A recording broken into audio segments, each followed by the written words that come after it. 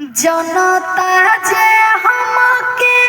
परनावा तो नहीं अपमान करता हो,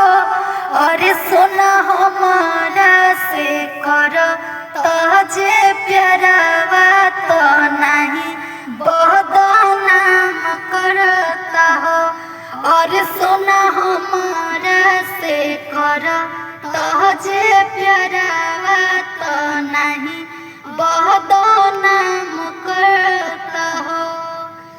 जिंदगी में हमारा समस्या तू बड़हन नखाड़ करता हो, और